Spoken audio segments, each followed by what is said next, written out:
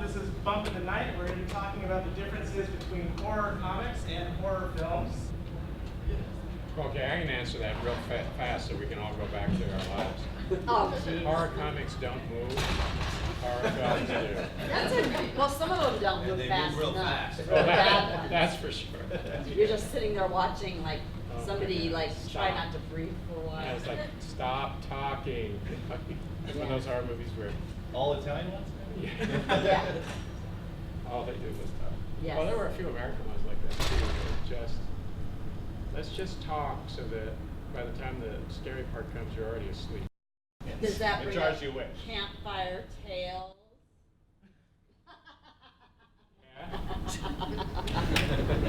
Campfire Tales. In Campfire Tales, there's a great thing about that. You know, there's these kids sitting around a fire, and this character comes out and tells them stories.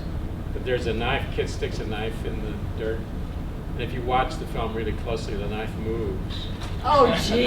Because the kid was so undisciplined that every time we'd do a cut, Yeah. he'd pull the knife out of the dirt and start playing with it. Oh, jeez. And I'd go, would you please put the knife back? It's a hot set. That's part of the shot. Don't move the knife. And he'd go, oh, okay. Next time, cut. And finally, I mean, I was saying, I was swearing, this is a fucking hot set. You. Shame on. So if you watch closely, you can see the knife. It's kind of. Moving. I've got to see that now. I've got that film. So do I. Yeah, now I'm going to have to watch the Me knife too. move. I know. I didn't actually make it through the whole thing. I'm sorry. Well, hey, I've never seen it. Oh my Well, God. you were in it. Oh, I know, and I watched enough to think I've seen enough. You know. Exactly. I've seen my part. I'm turning it off. Yeah, I know. It doesn't happen very often, but. Yeah. Awesome. But we own it, so we'll eventually watch it. Yes. Watch that knife move.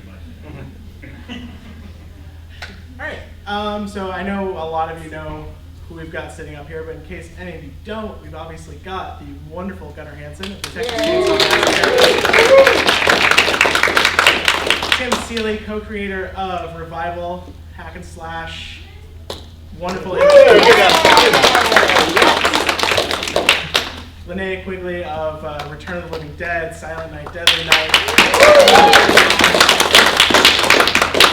Rachel Deering, creator-owned book Anathema, a new IDW book coming out, In the Dark, an anthology of horror comics, which if you follow our store on Facebook, you know that we've been pimping the bejesus out of the Kickstarter project, which was successfully funded at what percent? 5,000. Oh my God, yes! Doubling. I just write shit. I don't even pay attention. Oh, So we've got comic people and we've got film people, all involved in the horror genre in both media. And so we're going to talk about some of the differences, some of the similarities, what it takes to achieve scares in one versus the other.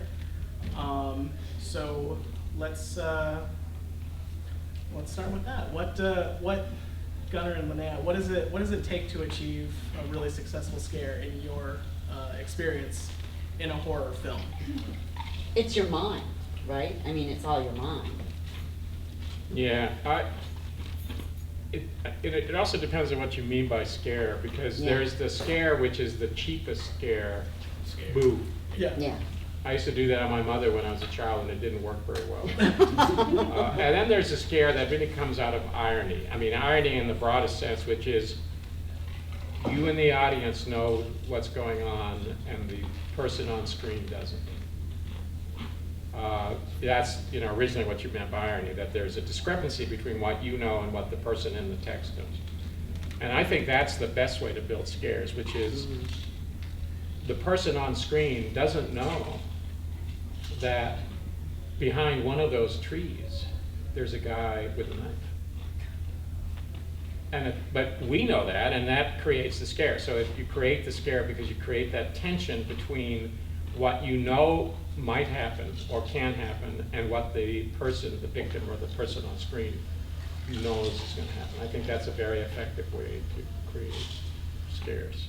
More than just the boo, because the boo is the boo doesn't last. I mean, the boo is like, that's a great way to start off, but you can't just keep going boo because it doesn't build anything, you know. But when you start creating a series of things that create the tension, even though when the person jumps out with the knife, you know, you're over it, but you still keep that so you can actually build on that. And I think that's at least one way that's good to create tension in a movie, because you have that time that you can play with.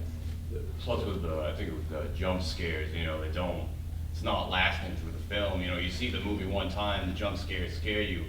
Next time you watch it, you know where the jumps are. Right. Whereas another type that's long lasting, it gives you that idea, you know, that thought pattern. You can watch it again and still be horrified by that idea. Because you get caught up in the tension of it. Right. Whereas, like you said, the jump scare is just boo and it's over. And so, you know, it's a good way to maybe start a movie, but you can't build it. I don't think you can build a scary movie. Well, one of the most successful, like right now, in this period of time right now, has been The Walking Dead. And it's like that comic book. I don't know, does anybody read the comic book here? Oh, yeah. Okay. Do you like the series after reading the comic book, or do you... The comic is way better than the TV show. Do you think it's because you're reading it and you're putting more into it? It's just better writing. It's just better writing, Yeah. you know, so Yeah. that... But the TV show is decent. Yeah, the TV show's decent, so it's like, I think anything that you can read and put your own thoughts into is gonna be much more scary than anything you see on screen. Sure, that's true. To get scares in comics, you have to actively put yourself in the position to be scared. You control the pacing. There's no sound. There's no, there's no music. There's no sound effects. You control how scared you are with a comic, and you control the page turn. So you choose when you're scared. And you have to really want to be scared in order to pull that off in a comic. So. And the only thing that works in comics is because we can't control the timing. You know, in film you control the how long the viewer is spending with something, and you can control that tension. But in comics, you don't, because someone can read it as fast as they want, they can turn the page as fast as they want, and you can't set mood with music, which is a very effective way, or sound, you can't do it. The only thing you can do is make someone unsettled. You can give them a disturbing idea, which is, obviously I think that's the same thing with, literature, books without pictures. They rely also on unsettling ideas, and they are the original horror stuff, so, comics are sort of in that tradition, whereas film has developed its own language, which jump scares are a big part of, but certainly like the best horror films don't simply rely on that, and the worst ones do, It's true. I think also, you're really talking about Marshall McLuhan's theory of cool media and hot media. A cool medium is one that, radio is a cool medium, because it sort of lies back and you have to do the work. Whereas film is a hot medium, because it puts it all in front of you. I think I get that right. I always get it one way or the Yeah, other. I think that's right. So what you end up with is comics are potentially much more of a cool medium than a movie is, I think. And the advantage of it is because a cool medium is much more deeply engaging, ultimately, and therefore potentially much more frightening than a hot medium is. If you look at, let me quote my book. Okay. But I talked about this in Chainsaw, because in Chainsaw, as horror movies go, Chainsaw Massacre is very cool in that nothing is put on the screen in front of you. You're left to imagine it, and it becomes much more horrifying because it's not there. So compared to other horror movies tend to be much hotter than Chainsaw is. Right. And I think that's similar, I feel. Yeah, and I think that becomes part of the medium. So my guess would be, not being much of a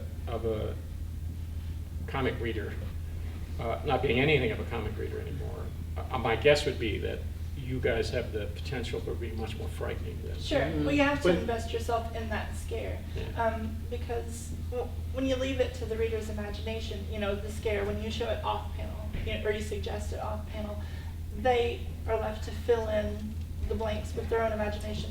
And obviously, they're going to imagine the most horrific thing to them. It's very subjective. What is the most horrifying to them? They're going to imagine that. And it's going to be different from person to person. So you put yourself into that comic. Oh, wow. And, You know what's always weird though is I've done a variation of this panel for years. And I always end up with movie people and stuff, and we always end up only talking about horror movies because even though I think, like you said, that maybe potentially horror comics have more potential to scare someone, people still like horror movies way more. It's just a reality. Like there's just so many more people that respond to film. I don't know what it is about the mediums. Well, they Maybe can it's switch off. because They can switch off and just enjoy Yeah, I it think there. it's- And yeah. with comics, you have to actively get Right. into the scare. yeah, it's, You can yeah. be lazy when you're watching. And there's no discounting the fact that you can watch a horror film with someone, whereas reading Yeah. comics, it's a You pretty. can't. Yeah, you're right. So horror films are really easily enjoyed when you're with someone because you're sharing a scare. It makes you excited, and then you make out later, right? Yeah. Which unfortunately never in the history of the world has happened with a comic book that I've written. No I've one has never made out out. over a comic. No, Never never done. happened, which is a bummer. Like, Yeah. It's because Yeah. guys who read comics don't have girlfriends. come Oh. on now. That's bad. That's Hey, bad. I watch Big Bang. I know Yeah. what's going Oh, on. I You hate know that what's show. going on. Oh my God. Show ruined our lives, but yeah. But there is something to it where film is just such a. I mean, there's a reason that. I mean, until very recently, film was the most sort of successful entertainment medium. I think video games probably eclipsed them, but because it is very for the viewer, it's easy and lazy, and you can share it. Right? I mean, that's Yeah. you have to be a certain kind of person to want to sit and read. And there, thankfully, there's enough still, but to read something and sit by yourself is But a kind of person. that solitary nature of comics also increases your chances for a scare. Mhm. Because if you're alone, there's no one to comfort you and laugh after the scare. You're True. just left with it by yourself. The unsettling feeling that Think about hopefully it. someone gave you that Yeah. they did it right. Yeah, totally. That's very My, true. my favorite way of getting scares, or even just drama, was always radio dramas. I love those too. CBS, even. The Mystery in- Theater. Yeah, and it was like late on Friday night, whatever, I think it was, but sometimes it was horrifying stories, and other times it was just engaging dramas, but they were doing those well into the 1980s, so it's been 30 years now or whatever, but I always enjoyed those. I'd make sure I turn on the radio. I lived by myself, on an island in, where, Maine. And I would just sit there enthralled by that, and that would always seem much more engaging than slapping a movie into the VCR. And I think that was my favorite Oh, yeah. kind of. And as a child, I used to watch the radio. Mm. We all did, and I would listen to The Inner Sanctum on the Oh radio. yeah. I don't remember. And Was it you're great? too young. Really?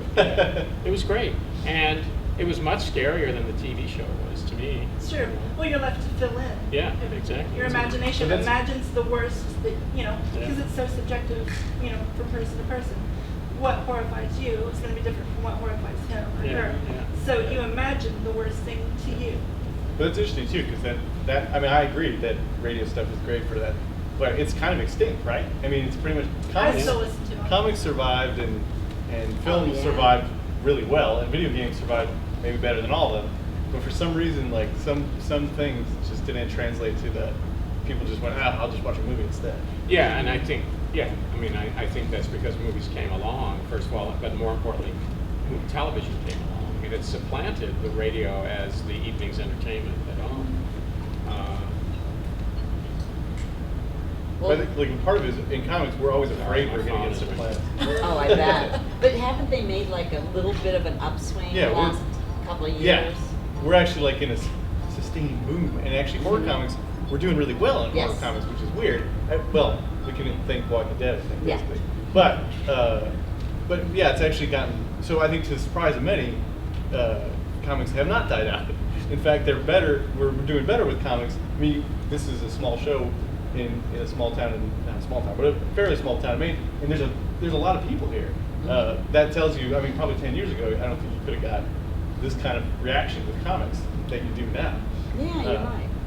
Yeah, well, I think we can thank Frederick Wortham, you know him. Oh yeah, Seduction of the Innocent. Right? Yeah, and I think Wortham had a lot to do with the fact why there's a resurgence. And what I mean by that is he virtually killed what they called action comics, but he virtually killed horror, mystery, and sort of police comics, any of that stuff. Crime stuff. You mean Crime like stuff. True Crime. Detective kind of Yeah. stuff? But also all the horror stuff. And he went after that in the late 40s and the And the reason it's resurgent now is because it has something to resurge from. Ah. Yeah. I mean, virtually the only comic that survived Wertham's assault was Mad Magazine. Oh, wow. It was part of the comics that he went after, and it survived. But the company that published Mad, they killed all of their other comics. Well, the magazines didn't have to adhere to the Comics Code Authority because they were a different format. That's why Warren Publishing moved away from comics and went to the magazine format, because they didn't that have makes to sense. adhere to the Comics Code. So they could still use words like horror, zombie, monster, Vampire. all those sorts of things. So they just moved formats from a comic to a magazine format, and that's why the magazines survived and the comics didn't. And then people would buy Vampirella magazine and then get airbrushed, and she would be on the side of their van. That's how that Oh, all right. happened. That's very cool. That is very cool. Well, that answered One all- question. Yeah. Now there's 20 left. And No. many more. Does anybody in the audience have any questions for our panelists? I mean, you're all presumably here because you enjoy the horror genre. Yeah, what's a current horror title that you really enjoy? As far as comic books go, I think that it's really I like powerful. my own books. No, actually, I think Hellboy is still probably one of the most successful and cross-genre horror books I've ever read, and it's still great. But it does horror, and it also does like superhero really well. Walking Dead is a better comic than a movie, I think, than a TV show, I think. There's a book called Anathema. It's about sexy lesbian werewolves. Okay. By this wow. lady named Rachel, that I think is a really good book. Yep. But yeah, we actually like live in a sort of bounty of horror comics again. I think it's probably the best time for horror comics since I've been alive. Yeah. Horror comics were like 70s. There was a sort of resurgence of horror comics, but they were all like by Creepy Marvel. and- And then Yeah. and the magazines. Tales of Whoa or whatever. And then by the 80s, when I was a kid, there was no horror comics. I mean, you had to buy reprints of stuff. There was nothing. Right. And then the 90s too. And it seems like since Walking Dead and 30 Days a Night, sort of created a resurgence of stuff. And I would say, other than superheroes, horror is probably the second most popular genre of comic. Yeah, which it But- should. Yeah. I mean, I've been I've been a big horror comic book fan for a while, and I like all the classic old stuff, but I like the new resurgence of what's going on. But definitely one of my favorites most recently it's kind of relevant in this because it's an adaptation of a movie, and normally I would not think that they could bring such scares, but Hellraiser? it was a Halloween comic book, and it just came out fairly recently. That title. Like Halloween, the Michael Myers book? Yeah. I drew that. Really? Oh, you drew it? You did. Yeah. Oh, right. Well, then- But the writer, Which I one didn't was- is it Night Dance? Yeah, I drew that. Yeah. Okay. But the I'm writer sorry on that for was not really recognizing good. That. But the storyline I found in that particular, it really it brought a lot of real mental images that was really horrific. That Yeah. that really brought you places. I thought that was the second best Halloween movie after the first Halloween movie. Yeah. Because I all would the other agree. Halloween movies are, but that story. That storyline could was have made great. a great movie, Yeah. and it was very powerful. And I'm not like saying I was like, nervous and stuff, but I mean, it definitely brought some Yeah. real emotion to Yeah, that writer. I wanted to draw that book because I read the script. I was like, you have to let me draw this book. Yeah. Because I love Halloween, but I think Yeah. almost all the Halloween sequels are shitty. Yes. But this I thought was Except for the 3. Season of the Witch is awesome. Yes, I'll give you that one. Do you read Lock and Key? I do. Yeah. No, I haven't read that one. More recently, mostly like creepy. I'm really liking to the short anthology and zombie tales. Well, I've got a story coming out in Creepy in April. Oh, Okay, so right. then I'll have to check it out then, because that's really cool. But yeah, Lock and Key really creates good tension and really good atmosphere. So Yeah. if you're looking for something that will really get you emotionally invested in it in a Yeah. horrible way, Lock and Key is Yeah. really good.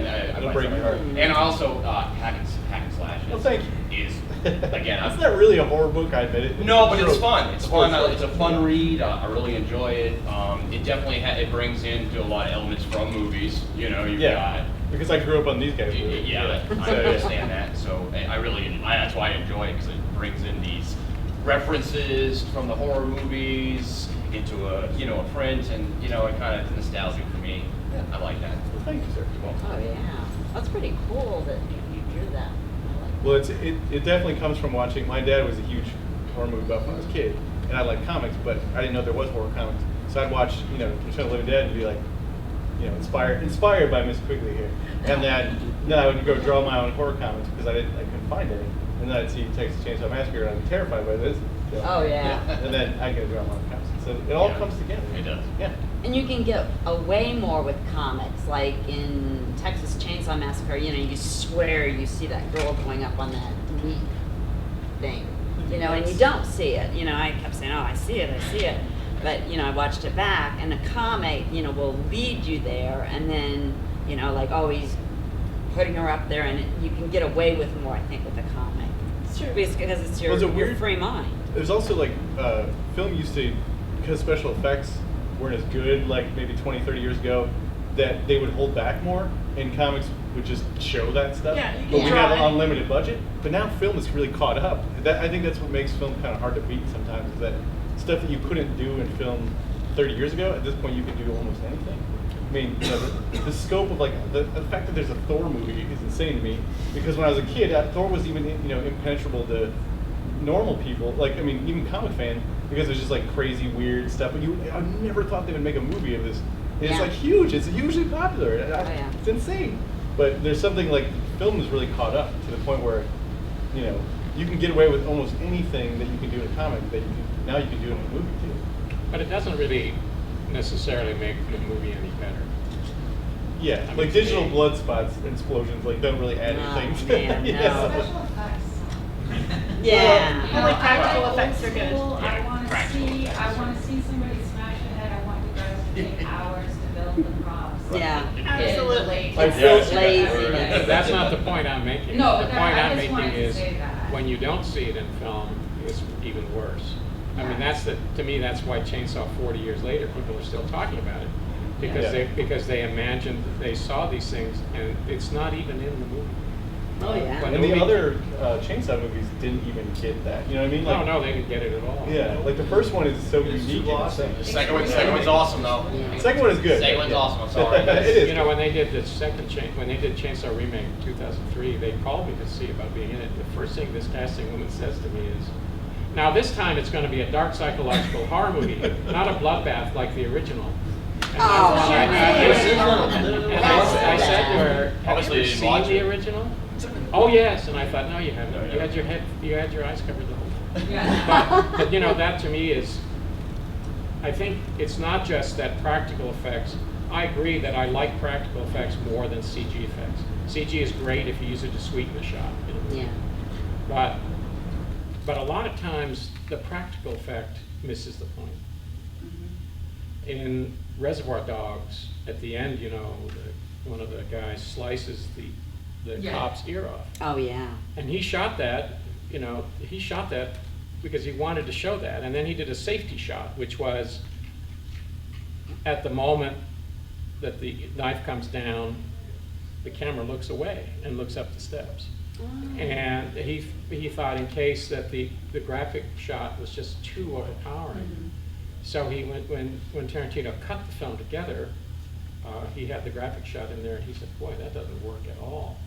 So he stuck the safety shot in, which he thought would tone it down, and he said it was so much more horrifying. Yeah. That's true. Yeah, I didn't it's know that. up to your imagination. Yeah. Same thing with Brian That's what I Thomas liked about Scarface. Massacre was that it Yeah. felt like it was something that could happen in Maine.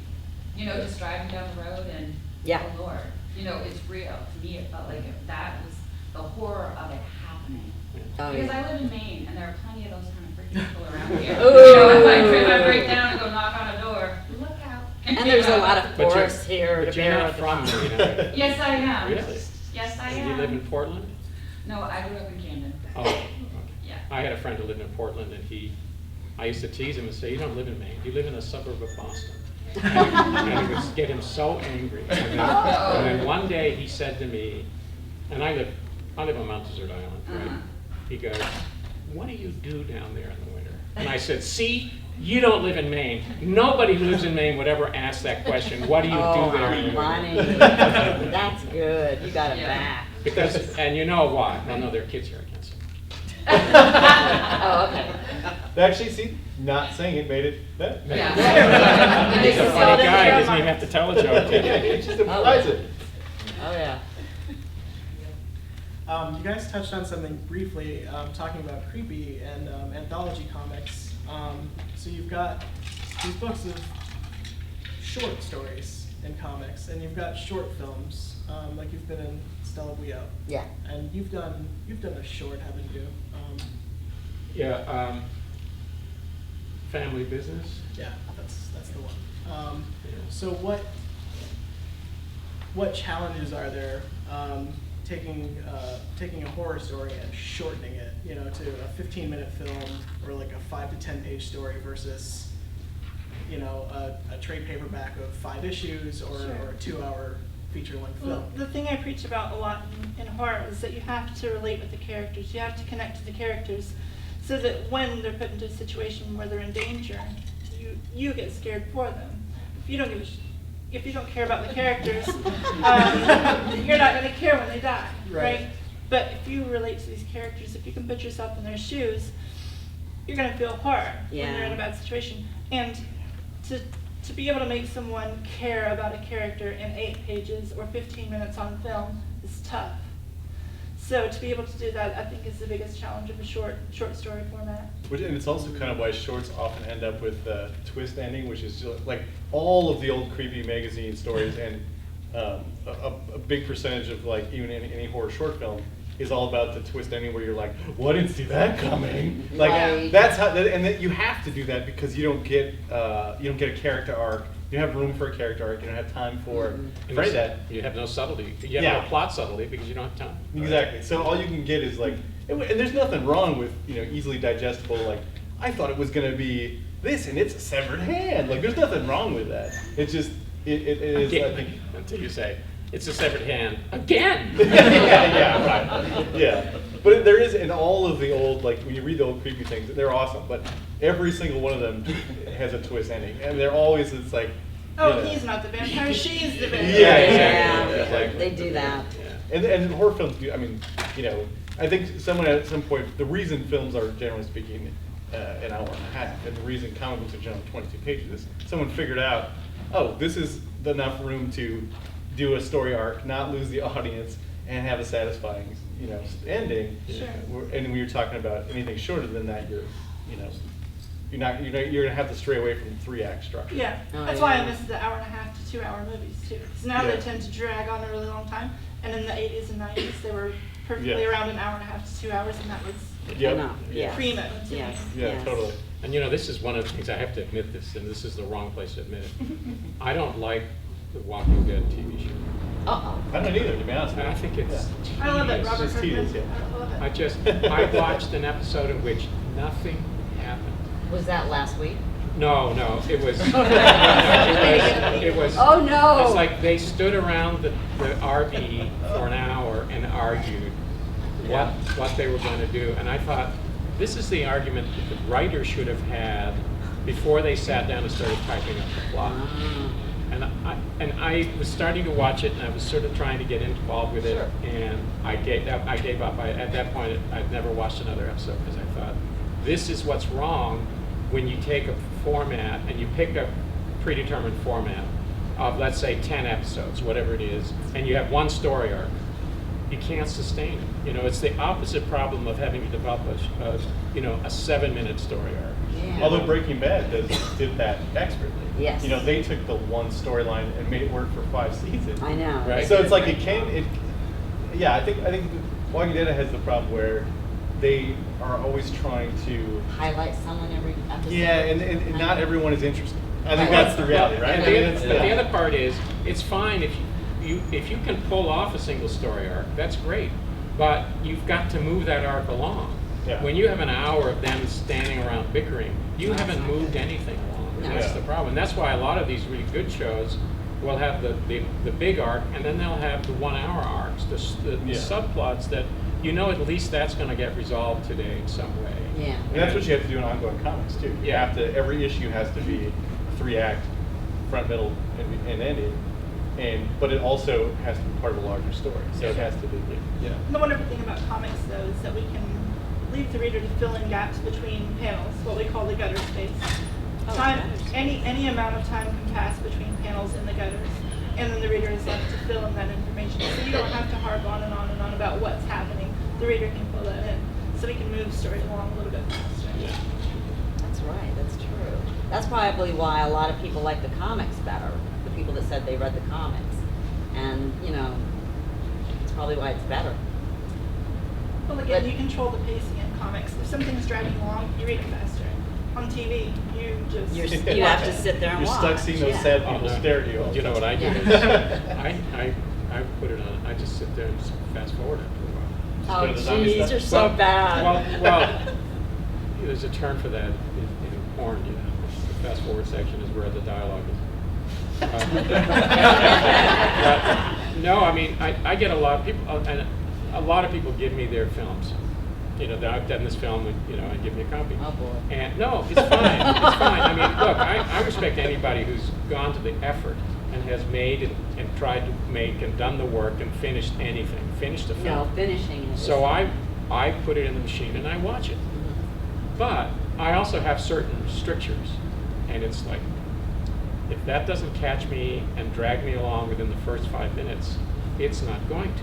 So if I'm not caught up in it in the first 5 minutes, I just hit fast forward and I watch it at double speed. And if With dialogue? no, yeah, because at that point it better catch me visually. So what I end up doing is fast forwarding, and if I've gone through the first act and nothing has made me want to slow it down to normal speed, then I thought, okay, I gave it an honest try.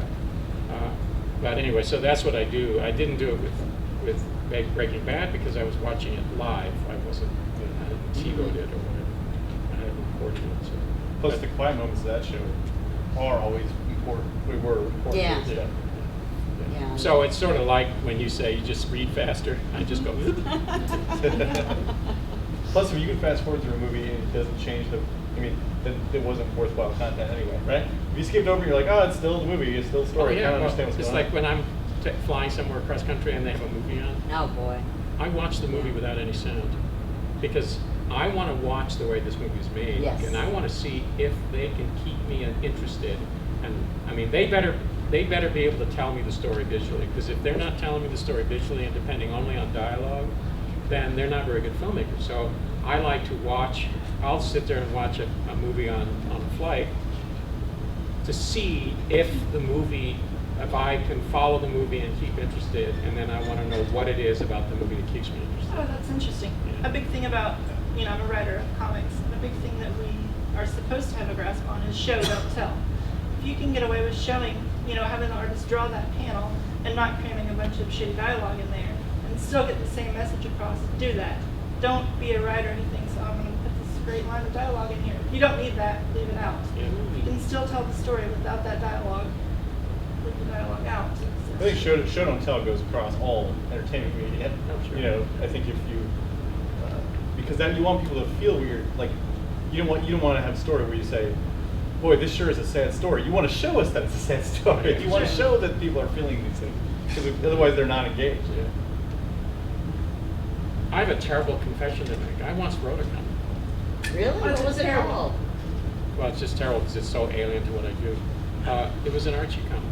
What? Oh, wow. Yeah. You mean it actually got published and Yeah. everything? Yeah. What? I used to read Archie. Me too, My mind is that was my blank. favorite. That was the only comic I ever read. Yes, I loved Archie. When was this? It was in the winter of 1986-87, and I was managing editor of the Yacht magazine, and the guys who owned Archie Comics were big yachtsmen. So they were very interested in the magazine, so I went down to New York, Rye, New York, I think their offices were, and met with them and said, well, if you like yachts so much, why don't we do Archie goes boating. Oh, that's funny. So they said, great, and I said, and I'll write it, and they go, great. So I sat down with the editor and we talked about it. I went home and wrote the storyline, wrote the dialogue, Note to self. and then Yes. exactly. By Gunnar Hansen. Yeah, and Archie. well, here's the irony of it. They didn't like. I mean, I don't know. I think they didn't like the idea that someone out of house wrote it, because when it came out, they sent me the boards to put in the magazine. Yeah. And they put the editor's name on. The guy I had the conversation with, it's the story by him, even though I actually wrote Oh, the story. really? Yeah. Oh, no. And at that point, it was too late because it had to go directly to Press. the. No And one now wants they to would write be the sim- comics. Yeah. Plus, now they'd be so excited. They'd be like, the guy who played Leatherface Wrote an wrote a boating Archie comic. That's right. Archie Archie goes catches the big boating. one. Yeah. on the face or in the chin or wherever. Okay, sorry. Well, something else. I have a question on comic books. Like with music, you can either write the melody or the lyrics and then the melody. Do you always write the dialogue first and then fill it in with, or it's like Either music? way, yeah. It just depends Okay. on the story. They actually call, I if you wondered write about the pictures and add dialogue later, that's called Marvel style. Because Marvel popularized it in the season. So there you go. But don't you put a story together first? Yeah, You I mean, must you have have a to get a storyline, story, yeah. right? They call that a plot. There's like, so There's a plot, plot. you can draw from a plot, and then the script is the dialogue on top of it. And sometimes you wait for the artist before you write the dialogue, so you know what, which I think is a terrifying way to do comics. I'd rather write the whole thing and be really anal about it, because I'm just too, I can't handle it. I'm Which trying you it. did do on my newest book. I'm trying it for hers, and I'm already regretting it. So. It's true. But for me, It'll work. writing is it's situational. Like sometimes I'll be in the shower and I'll come up with a great line of dialogue, and I'll base the whole comic around that line of dialogue. And then sometimes I'll come up with a story and have the hardest fucking time coming up with dialogue for the story. I can tell a great story with the pictures, but for the life of me, the dialogue doesn't come. So it just is situational. Were you ever tempted to write dialogue completely unrelated to the visual story? It's Not been until done. now. It's been done a Oh! couple times. People have done it, and it Where? often works brilliantly. It's called parallel narration in comics because it's Oh, yeah. showing one thing and talking about something else. But it was done like you're saying, like someone was just like, all right, well, yeah, these two dudes fighting, let's have them talking about. And sometimes it works really well because you use the pictures be to funny. inform the, the mood of whatever. But yeah. I've done that in script writing where you do cross dialogue, where the scene is about this, whatever this is. So there's dialogue about this, but there's another conversation going on, and you have to really pay attention because sometimes somebody says something and you think it's about this, but it's actually about this secondary conversation going on. And I've done that because it ends up being potentially really funny, or at least disconcerting to the audience because they're going, "What?" Alan Moore is a big parallel narration guy. And if you read Watchmen, there's tons of parallel narration stuff in it, which, it's usually like someone talking about one thing, and then ironically something will relate. Like, he always does the example of, I'm really underwater with this whatever, and then he should have got drowning. Like, but it's like you're talking about something Right. else. and Yeah. It's hokey, but it works. You guys talked about Archie. There's that, so Archie in horror, all of a sudden, the new Afterlife with Archie, which Tim, you actually did a very I do the covers for it, yeah. You do the covers for Archie? There's an Archie zombie book called Afterlife with Archie. Are you guys Oh, I familiar with love this book? that. No, is it grim or is it just? It's grim. Yeah. I wish it was lighter. Actually, they hired me to do the covers because in Hank Slash once I did a parody of Archie. It was called Our Boy Tabor, and it was this kid, and it was an Archie story, but it was like really messed up. I mixed it with the H.P. Lovecraft story, Shadow Reigns. Yeah. So it was Archie, but it was a parody of it. But I thought it should be funny because Archie. But so they hired me to do it because they're like, hey, we're gonna do what you did in your parody thing, but we're gonna do it for real with Archie characters. Like, oh, that's awesome.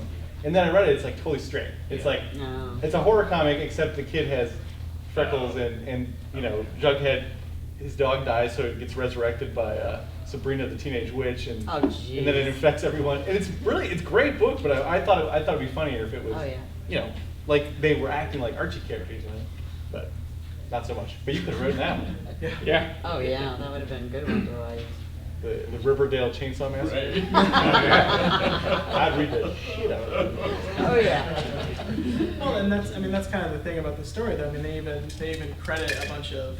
They credit like Stephen King because there's a lot of nods to, horror films and stuff. Like obviously the dog coming back to life is a play on Pet Sematary. And then it starts biting people and they turn into zombies and it's a whole thing. And there's only one issue out right now and it's selling out like freaking hotcakes right now. Yeah, when I did those covers, I was like, good luck, guys. And now it's like it's probably the highest selling thing I've drawn in a long time. Wow. There you go. I hope That's we get a amazing. commission. Nope. This is comics, baby. You don't get shit. Well, I can tell you from personal experience, you don't get shit in the movies. either. Oh, that's also true. Yeah. Yep. On the back end, yeah, right, on the It's back up, There is the, no back. up the back end. That's right, up the back end. There is Yeah. no net, there is no back end. Yeah. Right, Creative accounting is the enemy of all creatives. uh-huh. And so in that vein, then, what do you guys think about parody? Because obviously this is a bit of a parody of Archie and the horror genre, and you know there's the parody films that make fun of. Well, Return of the Living Dead is a parody of Night of the Living Dead. Mhm. I mean, it is. That's right. It is And And absolutely. it's way better, Yeah. in Yeah. my opinion. Oh, thank you. Oh, Oh, yeah. I love it. I love it too. But I think a lot of horror, one of the best things about horror is that being scared is like this far away from being laughing. I mean, it's so Yeah, fun. it There's is. a So fine when you line mix between comedy them. and horror. Yeah. And they work so well together. Yeah. You know, like any of the Evil Dead movies. Yeah. You're fucking scared to death, but you're also laughing. Yes. And it's got that great line, and I don't remember the line exactly, but it's send more people. Yes. Yeah. Send more send more parents. cops. Send More more cops, cops, that's yeah. Send more right. cops. Yes. Now, are you talking about parody like Scary Movie or? Well, that's not a parody- real movie. That's, That no, doesn't that's count. not a real It's movie. neither scary nor funny. Or Yeah. just like a parody of what exactly? I mean, of any any kind of horror thing. I mean, yeah, Scary Movie sort Yeah. of, where they're just kind of like stealing a bunch of. Yeah, that's Tired just old it's, ideas. Yeah. yeah, bits that's of- just putting scenes together Yeah, from other that's movies. true. It's not really- Exactly. yeah. I'm trying to be And then funny. adding testicles. Yeah. Yeah, I find, Scary Movie I find really offensive. And the reason is, it really is, here's the idea. A bunch of guys get together and say, I've got a brilliant idea. Let's take every movie cliche, that horror movie cliche we can think of, and let's put them all in a movie together, and then we'll wink at the audience and they'll realize how brilliant we are. Yeah. And it's like, what is this, the ultimate postmodernism? To me, it's now an hour and a half of every cliche I never wanted to see again. You know, it's like they never made it into the part about being brilliant Yeah. because they didn't send it up. They didn't tell us anything Yeah. new. They Which is just what put Scream it- did so well. Scream got it, right? I think Scream Yeah. uses the cliches Sure. to tell a new story. So I don't agree with that. I don't either. I didn't like Scream at all. Me either. Oh, you would hate my comment. He's a weak But bitch. at least those movies knew they were stupid. But that new movie, Cabin in the Woods, I'm sorry if anyone here likes it. I love that Oh, movie. Cabin in the Woods is awesome. We're fighting. It's really good. I love that movie. Fight, But fight, that's fight, just, that's fight. just Oh, every, yeah. that's just every horror trope put into a movie and like a wink wink. You know, and a Yeah, horror but a fan unicorn doesn't- fights a... Yeah, it's got monsters in it. Yes, Lots but of so many monsters. monsters. What the hell? Sorry. I hated that fucking Thank you. You're the only other person on the planet that I ever met because I didn't like it either. And I'm like, everybody else loves it. I'm like, Okay, I didn't like E.T. Oh! I never saw E.T. I didn't either. I Yes. guess we're bonded We're the only together. ones that are. Yeah. Yes. Yes. And the great thing about not liking E.T. was all of this country was so invested in it that people would go, what'd you think of E.T.? And I go, I didn't like it. And I tried to be as non-confrontational. Oh. I didn't like Me it, too. and they'd get angry at me for not liking it. Oh, yeah. That's awesome. What's to like, you know? So I think we all have I movies do. we hate. Cabin in the Woods, I'm watching this movie going, oh God, 5 kids in a van with a 5th wheel and the slut. But then it's like, I thought, what a great send-up. Yeah. But after the send-up is paid off, then the rest of the movie, I just thought it got tiresome after a while. You know, it was funny at the beginning, and then the joke wasn't sustainable, I thought.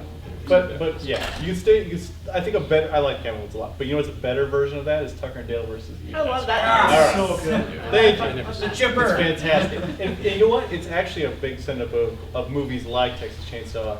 You'll assume that the Hicks are the bad guys. Bad guys. Yeah. But they're actually the heroes. But everyone's afraid of them because they all saw Texas Chainsaw Massacre. Yes. But it's actually a really, really funny movie, and really touching, but also Tucker and Hicks incredibly versus good. Evil. Tucker and Dale. versus I've Evil. never heard of that one. It's really good. Okay. I highly recommend it. Okay. Yeah, this is so every panel I do about comics and movies, we all end the panel every time it happens. We all end up talking about movies we think everybody should see. We never talk about. I don't know why it's funny. This movie, movies is universal, I guess. You just talk about them. Based on what you what you've heard from Gunnar and Linnea, so this question's for Tim and Rachel. Based on what you've heard from Hey guys, sorry. Talking in class. No, I'm just joking. Based on what you've heard from Gunnar and Linnea, what's a comic you would recommend to them? It's a good question. I know you know each other super Lock and well. Key, right now. I would definitely recommend. both Yeah. of you. I'm going to give you a copy of Revival because I'd like to hear what you think. I would definitely recommend my comic if you like hammer horror. If you're a big fan of the, It's more the classic. hammerish. Yeah, it's more hammer style. Gothic horror stuff. Yeah, it's more atmosphere and tension and creature sort of stuff. And Baltimore, the Oh, Mike yeah. Mignola book, Baltimore. Yeah, It's a that's very, really cool. very classic horror style thing, and not too much on the And gore. actually, in Hellboy too, I recommend Hellboy all the time because it is It's a very superhero book. mythological horror. But it also has these beautiful, quiet moments that I've never seen film. You know, they made a Hellboy movie and it's all right or whatever. But That's good. the comic is so good at doing these things that film can't do. And it's weird when you figure when someone actually does something in comics, but they're not lifting from film, because most people just try to make a film on paper. But yeah, Hellboy I think is a good one. It does things that no film has ever done, which is interesting. But yeah. Yeah, Hellboy and Lock and Yeah. Key, biggest ones, aside from our own books. Yeah, which Of we'll course. give, which we'll give Oh, yes. you. Yeah. Yeah, we'll give you copies of it Yes. so you can check it out. And then you have to give me a full quote, because that would be awesome if it was like, this book is sweet. Or how about, ah! That works for me. Oh my gosh. So we've got about 10 minutes left. Are there any more audience questions at all for any of our panelists? What scares you guys? That's a good one. Well, Other than death and taxes. the scariest, my favorite scary movie is The Haunting, the 1962 one, not this Yeah. Catherine Zeta-Jones. Right, CGI right. bullshit movie. But the original Haunting with Claire Bloom. And I saw that as a kid when it came out, or about the time it came out, and then I watched it again about 6 or 8 years ago. And I thought it was every bit as scary and creepy as I remembered it being, but it was better because when I was 12 years old or whatever, I didn't get the subtext. And you watch it again and you realize how much more is going on in the movie than just the plot line. So that's my favorite part. I actually really like Alien. It's a teenagers trapped in an old house movie. Yeah. You know, It's a sci-fi slash movie. yeah, you know, it's really just teenagers, and it's got all the teenage cliches. Oh man, this thing is really dangerous. We better stick together. Okay, everybody, let's break up. Yeah. You know, oh, I gotta get the cat. But Yeah. even so, I found the movie really engaging, and I got caught up in it, even though, you know, looking at it, going, oh, wait a minute. But I think it thought holds was up scary. shockingly well. And Yeah. all of Ridley Scott's movies, Blade Runner included, they could be made today. They don't look old. They don't look dated. Right. Somehow Yeah, he makes Alien movies. You're like, looks amazing. yeah, it's Yeah. weird. Yeah. He's one of the only filmmakers that can do that. Yeah. They don't look old. I thought Prometheus was uninteresting. Terrible. It was Oh such a- my God, okay. yes. I mean, at the end, when we finally seen the alien pop out, it's like, Yeah. hey, what are we doing? And the worst part is that everyone in that movie does the things that you hate in slash movies, where it's like people choose to do stupid things just to further the plot. There's like, let's poke this alien in the face. Yeah. I hate that. And that whole religious theme, I just thought, oh, you know, I thought the only interesting thing about all that was when she says, I want to know why they made us and then decided to destroy us. You know, what is it about us? And I thought that's an interesting idea for why she's going to go on. And then they abandoned it immediately. You know, So that a ship could fall on a woman who could have just ran to the side. Yes. So there you go. Yeah. I have an extra question. Hack and slash movie? I think with so we optioned it to Relativity. Well, it's Rogue Films when we optioned it. Yeah. And then Rogue got whatever happened to NBC and Universal and everything, and Rogue got turned into nothing basically. Yeah. But Relativity Films picked up.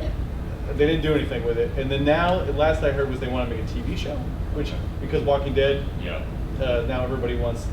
Hollywood just follows where the money goes. Yeah, they don't. they do. They never try to be original. They just follow it. But Walking Dead. So the last I heard was they want to do a TV show. I'm supposed to get a script for a pilot. Not that they would care if I didn't like it. Who They would is just, writing the script? I believe it's Skip Woods. Is the writer Skip Woods who wrote a bunch of He's a pretty good Books, writer. right? What's He it? did a lot of books or something. He wrote like Die Hard stuff. He's like Oh, Die Hard. okay, then I. But I don't know if I don't know if it'll. You know, I think it'd be a great yeah. premise, I think. That'd be nice. The thing is, that comic, you know, I've worked on it 10 years, and most question I get is, when will it be a movie? Which leads me back to the thing of, people just like movies better. Yeah. Well, no, I just like to see it in Yeah. multiple. Yeah. And I would love to get Yes. a check. Well, Oh, you know, I'll yeah. get the creative accounting check, which will be like, this movie made no money, or this movie should Oh, Enjoy your $15. Yeah, exactly. But I'll sell a lot of trades from it, I bet, so. True. Yeah. It's like a $50 million advertisement. That's what movies are for comics. They're very expensive. I never thought about that, but you're right. For us, I mean, they don't get money enough for Yeah. it. Well, it happens to the best of us. So what scares you? Like just the most boring stuff. But like, you know, that's the thing. When I was a kid, I was afraid of everything, which is what made me like horrors, because I was afraid of everything. I couldn't control it, and then you discover horror movies and comics, and you're like, oh, now I can control fear, and that's why I wanted to do it, because I was like, not only can I control it, I can create it. Thus, I know this can't be that bad, right? But then after you get older, then you just get dumb stuff. You know, like, Oh, yeah. oh, I don't want to be cool. Like, that's your fears. Like, Oh, yeah. Well, you know what scares me, and it did as a kid, because we'd have to go like sing at these places, and it's terrible to say, but old folks' homes scare the shit out of me. There's something creepy and Even after, ending about it. Even after Bubba Hotep? Oh, yeah, that's true. well, like nothing makes you face your mortality than like seeing. The time. Well, Yes, it's seeing like people sort of, you know, on their. I just On played their bingo last with her legs. last week and she's dead. When can, that's my turn. Yeah. Yeah. Ugh. It just freaks me out. For me, it was always the monster inside of people, which is why when I was younger, it was werewolves, because you can meet Oh. a person on the street, even fall in love with the person, and then at that time in the month, tear your throat out, you know? That's is- women, no. Yeah. That is such an And, accurate analogy for life.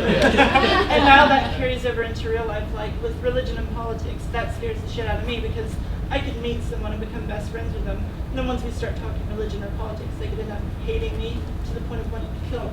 And so that's why, you know, the monster inside of everyone. It's so I scary. want to tell you a little very personal thing about me. One of my ancestors' name was Nightwolf. What? Yeah, he was Someone on Mortal Kombat. He was a superhero. no, he was a man of great pleasant temperament, but he became quite grouchy at night, it was said of him. But he was believed to be a shapeshifter, that's why he was called Nightwolf. Oh, that's And awesome. his father's name was Half Troll, because it probably meant that one of his parents was a Sami, a Finn, because They were the the Norse, reindeer herders, right? yeah, because the Norse believed the Finns were trolls. I didn't know that. But it's through the Sami that the Icelanders learned shamanism. So apparently there's this, which would make sense that you got a guy who's obviously learned shamanism if he's, you know, related to a Sami and his name is Nightwolf. I'm sure. Mhm. So The Sami are one of the last people, like free people still living too. There's still Sami people oh yeah, out there. Yeah. Sami, The last uncivilized, in- I guess. They herd reindeer. And where are they living? Finland. Finland, okay. That's interesting. I did not know that. I learned something today. Have you ever played a werewolf? Should. I feel like that's kind of something you have to do, man. But anyway, I just thought it was appropriate to this conversation. Oh, yeah. A Since you're afraid of the shapeshifter, that's monster cool.